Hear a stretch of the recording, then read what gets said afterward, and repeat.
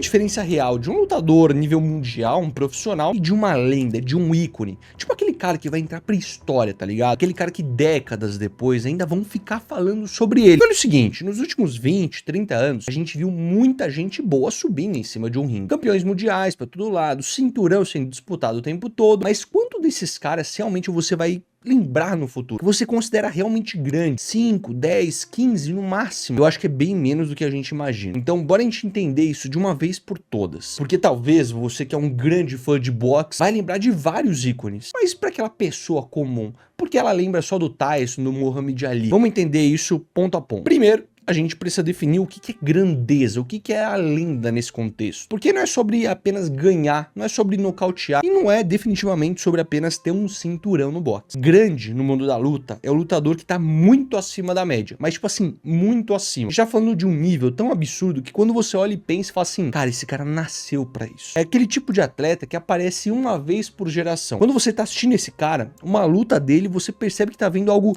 histórico, especial, que aquilo não é normal, que tem algo diferente acontecendo, tem uma aura por trás daquilo, alguma mística. Então, exatamente isso que eu tô falando. Eu vou pegar aqui dois exemplos que pra nós, brasileiros, pode fazer bastante sentido, tá? Do mundo do boxe, eu acho que a gente tem que falar do Popó lá nos anos 2000. Cara, as famílias se reuniram, tipo, no final da noite pra assistir uma luta do Popó. A gente sabia que aquilo ali era algo icônico acontecendo, um brasileiro pisando num lugar que normalmente não pisaria. Isso posteriormente aconteceu, acho que no mesmo nível de grandiosidade pra gente, quando a gente viu o Anderson Silva lá no UFC, na era ali, eu não lembro exatamente, 2015 mais ou menos, não sei, deixa aí nos comentários quando que foi. Cara, que a gente via as lutas do Anderson Silva e a gente fala assim, mano, isso aqui é histórico, eu ficava acordado até a madrugada pra assistir uma luta dele. Inclusive, quando ele perdeu pro Weidman, acho que todo mundo tava assistindo, tipo, era loucura que aconteceu, a gente ficava mal, não conseguia dormir à noite. Eu acho que isso já aconteceu com o boxe mais no passado aqui no Brasil. Hoje em dia, só quem é muito fã que passa com esse tipo de mesmo emoção, mas acontece com astros que são fora do Brasil. Muita gente sente isso com o Canelo, com o Bivol, com o Crawford,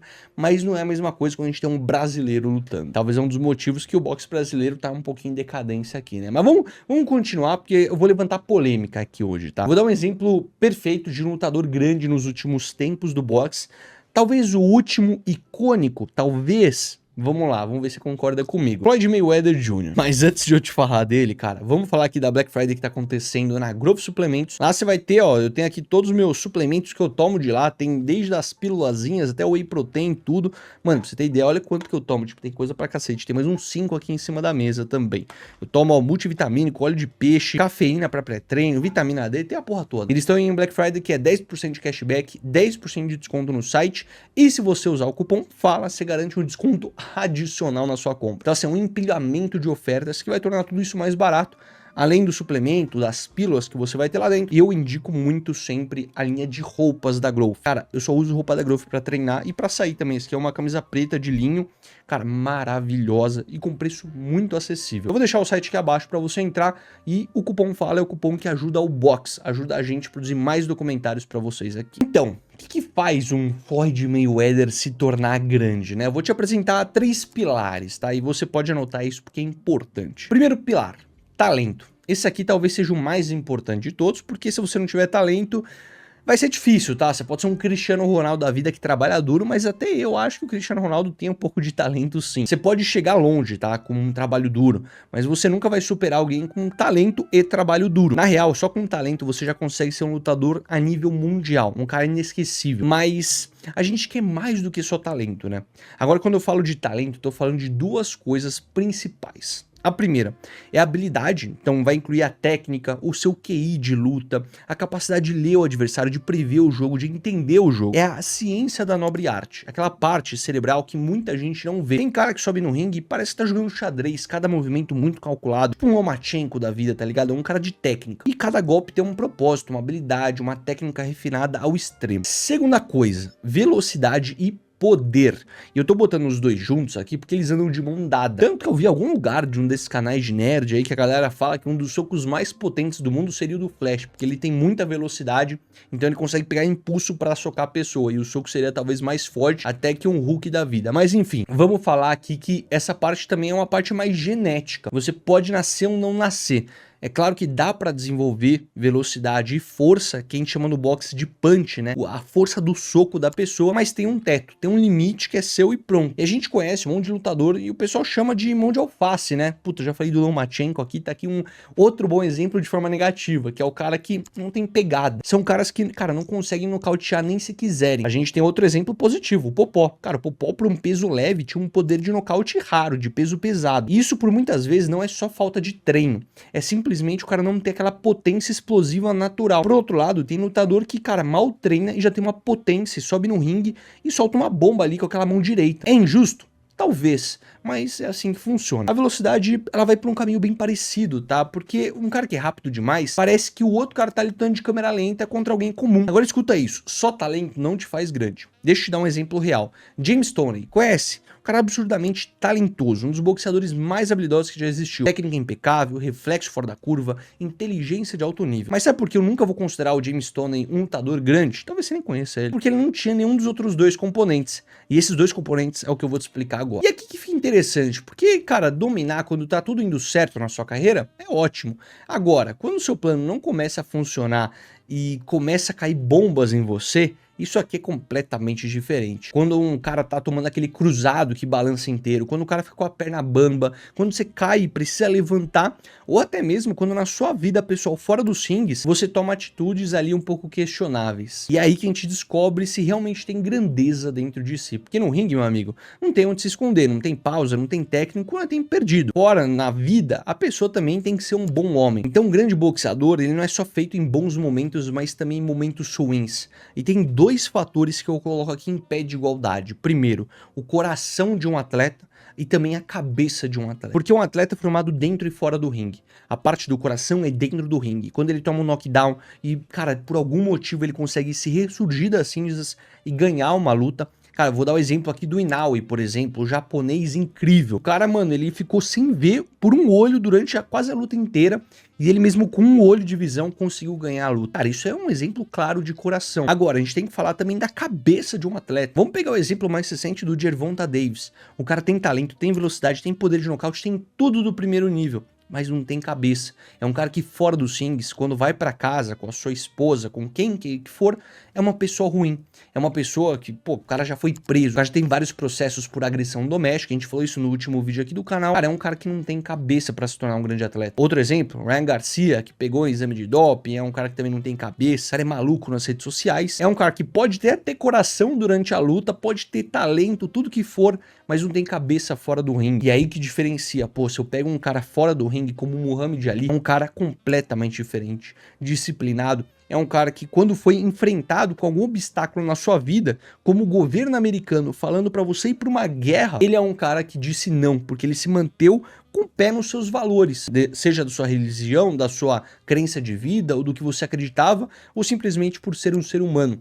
Ele ficou ali no que ele acreditava, mesmo tomando punições severas, ele é um cara que manteve a sua convicção, manteve sua disciplina, manteve os seus ideais. Isso constrói um atleta completamente diferenciado, e um atleta que tem coração, cabeça, velocidade, poder de nocaute, amigão, é difícil o cara ser batido. E aqui que entra um outro exemplo, né? O Rocky Balboa. Inclusive, a gente precisa fazer um vídeo aqui no canal resumindo a história de todos os filmes do Rocky Balboa. Comenta aí se você quer esse vídeo. Mas, cara, é um cara de muito coração.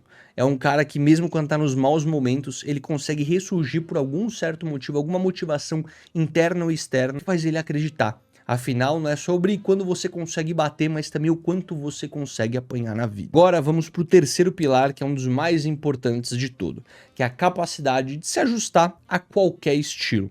Isso aqui é o que separa dos lendários do resto, tá? Porque o boxe é sobre resolver problemas. Cada adversário é um problema diferente. Tem cara que vem pra cima o tempo todo, tem cara que é um cara mais estilista, tem um contra-golpeador, tem aquele canhoto maluco, tem o batedor no corpo, tem o cara que só fica se mexendo. E um lutador verdadeiramente grande, ele precisa ter uma resposta a todos eles. E cara, eu vou te falar que isso aqui até um pouco dá pra debater, tá? Porque dá pra você ter um jeito só de lutar? Talvez, se você for muito bem naquilo, mas talvez para ser um grande campeão, você precisa se adaptar a algumas realidades, entender o que tá na sua frente e mudar seu jogo no meio da luta. Só que tem uma exceção nesse jogo, tá? Mas vamos voltar, antes de eu falar dele, pro exemplo que eu dei lá no começo. Floyd Mayweather, por exemplo. Você pode falar o que quiser, mas uma coisa é inegável. Ele enfrentou todo tipo de lutador que existe. Pegou o cara mais rápido, pegou o cara mais batedor, pegou o cara mais alto, pegou o cara mais baixo, pegou um cara canhoto, pegou um cara ortodoxo, agressivo, defensivo, e o cara ganhou de todo mundo, tá? Cara, eu vou te falar que nem todas as lutas ele dominou do início ao fim da luta. Ele passou várias vezes, ele perdeu alguns primeiros rounds, viu em situação de dificuldade. Várias vezes parecia que o adversário tinha achado a fórmula de decifrar o Mayweather. Mas eu vou dar um exemplo clássico, tá? O Marcos Maidana. Na primeira luta, o Maidana, conhecido por ser um cavalo pra ir pra cima sem dó, começou atropelando o Floyd. Agressividade pura, pressão constante. O Mayweather não tava conseguindo impor o seu jogo. O Maidana tava vencendo os primeiros rounds com facilidade. E a mágica começou aí. O Floyd foi lá, processou o que estava acontecendo e calculou e mudou. Ajustou o estilo, encontrou as brechas, neutralizou a pressão e ganhou a luta. Na revanche, cara, nem foi páreo. O Floyd já tinha decifrado o Maidana, que não conseguiu se adaptar pra luta. E isso, cara, foi um ajuste, foi uma inteligência altamente grande. Isso é muito raro mesmo. Só que eu tava pensando numa exceção pra esse caso, porque não é só o Floyd que se adapta muito bem a cenários, que é uma realidade de algo que funciona. Tem boxeadores que têm uma metodologia única, que mesmo que as pessoas tentam se adaptar pra vencer ele, o cara é basicamente invencível. E aqui, obviamente, a gente tá falando do Mike Tyson. O cara tinha o estilo Peekaboo, que por mais que ele adaptasse para diferentes adversários, como ele chegaria e aplicaria essa tática sempre ocorria com o adversário e o cara sempre caía. De tão bom que ele era, ninguém conseguiu superar. Só que esses são poucos. Se o estilo que se adapta é raro, o estilo que tem um estilo imbatível é mais raro ainda. Hoje é fácil falar dos boxeadores atuais que não vão virar lendas porque eles ainda estão nativos ou estão acabando com a carreira. É claro que eu não vou conseguir falar de alguém dos anos 2000 porque esse cara já caiu em esquecimento. Aqui eu já falei do Gervonta Davis, já falei do Ryan Garcia e tem mais um dos caras dessa lista que, não sei, comenta aí se você acha que a gente vai esquecer dele no futuro, e junta essa trindade que é o Dave Haney. E cara, eu gosto desses três, gosto do Dave Haney, acho eles um baita lutador. Tecnicamente, os três são muito bons na atualidade, tem velocidade, tem habilidade, tem fundamento, e ainda assim já superou adversidades até um certo ponto. Acho que o Haney dessa lista ele foi um pouco mais longe, ele mostrou, né, que tem coração quando precisa, mas sabe onde ele trava realmente? É no terceiro pilar. A gente viu isso de forma clara na luta contra o Ryan Garcia. A gente tá botando dois caras aqui, provavelmente de um mesmo nível de lutador, e o Ryan é um cara explosivo, rápido, talentoso, muito dedicado e um estilo complicado de lidar. E o Haney, por outro lado, teve momentos ali bons na luta, mas ele nunca conseguiu se ajustar completamente ao estilo do Ryan, enquanto o Ryan conseguiu impor o seu estilo sobre ele e achou uma resposta que levou ele a alguns knockdowns. Por outro lado, o Dave Haney não conseguiu virar o jogo. E olha, eu tô longe de falar que o Haney é um cara ruim, longe disso, tá? O cara é jovem, muito tempo, muito talentoso, pode evoluir, mas nesse momento ele não pode ser chamado de grande, uma lenda. Na verdade, nenhum desses três que eu citei. Todos têm um potencial grande, com certeza, talento de sobra, mas enquanto não se desenvolver essa capacidade de se adaptar a qualquer estilo, alguns outros, a capacidade de adaptar ao seu mental fora dos rings, vão continuar tendo esses mesmos tipos de problema. Vão ficar naquele patamar de muito bom, mas não lendário. Às vezes, quem sabe, de uma promessa perdida. E olha que interessante, isso mostra esses três pilares precisam trabalhar juntos. Não adianta ter dois, precisa ter os três. Talento sem adaptação, você é limitado. Talento sem coração ou cabeça, você desmorona na primeira dificuldade. Coração sem talento, você é valente, mas não é vitorioso. Adaptação sem talento, você não tem ferramentas para tentar executar o que você quer. Tá vendo como funciona? É tipo um tripé. Você tira uma das pernas e a coisa desmorona como um todo. Agora pensa comigo em outros exemplos ao longo da história. Muhammad Ali, o cara tinha os três? Tinha todos, e até um pouco mais, talento absurdo, superou a adversidade, foi fora do ringue ser uma grande pessoa, se adaptava em qualquer estilo. Sugar Ray Robinson tinha os três pilares? Com certeza. Roberto Duran tinha, Mike Tyson tinha, e por isso todos esses caras são lendas. Alguns historiadores não colocam eles no patamar do que outros que eu citei, mas cara, se eu for citar aqui Manny Pacquiao, tem os três pilares, e todos esses caras são os melhores de todos os tempos. E hoje em dia, quem que tem os três pilares? Essa aqui é uma resposta difícil. Quero que você comente aqui embaixo quem tem os três pilares lutadores atuais. Talvez o Canelo Álvares, ele tá construindo legado. Não conseguiu se adaptar aí em algumas ocasiões contra o Bivol, contra o Terence Crawford, mas ele tem coração, tem capacidade aí de um talento natural. Talvez o Terence Crawford seria, né, um cara mais ali imponente, porque ele é um cara muito foda, sabe se adaptar, tem coração. Talvez, acho que dessa lista, o mais icônico de todos seria o Alexander Usyk, com certeza. É um cara que se adapta a muitos estilos e o cara, porra, é absurdo de bom. E é exatamente por isso que quando aparece um grande ícone pra gente, a gente sabe que tá vendo algo especial. Então, recapitulando, o que faz um lutador ser verdadeiramente grande, uma lenda?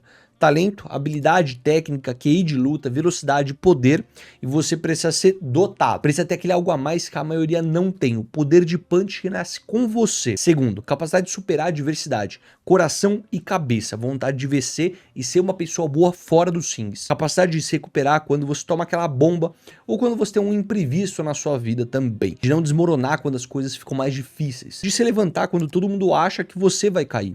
E terceiro, capacidade de se ajustar a qualquer estilo, ser um camaleão, resolver problema, encontrar resposta, ter repertório, não importa quem está na sua frente, o arsenal técnico, mental e tático para vencer, você precisa andar com esses três pilares juntos, trabalhando em harmonia. E isso separa os muito bons dos imortais. É isso que faz alguém entrar para a história, não só como um campeão, mas como uma lenda. Eu sei que esse vídeo vai ter um grande debate, e sempre que a gente discorda, eu acho que falta uma coisa, que é adicionar critérios. Eu acho isso ótimo, quero ouvir sua opinião. Você acha que tem algum outro pilar especial que eu não coloquei aqui na lista? Tem algum lutador que você considera grande, mas que não se encaixa nesses três pilares? Ou tem algum que eu citei e você pensa, não, esse aí não é grande não. Joga aqui nos comentários, que a gente vai debater e é assim que a gente cresce, que a gente aprende mais sobre esse esporte incrível. O boxe é paixão, é técnica, é ciência, é arte, é subjetivo, tem alguns critérios e cara, no final, isso aqui são os meus critérios. E olha, se você achou esse vídeo polêmico, é que você não viu ainda a minha lista dos meus top 8 boxeadores de todos os tempos. Aquela lista ali gerou um arsenal de comentários naquele vídeo. Eu quero que você veja esse vídeo que tá aparecendo na sua tela agora pra você ou discordar de mim ou me defender nos comentários, porque foi polêmico, tá? Espero que tenha gostado, tamo junto, forte abraço e até mais.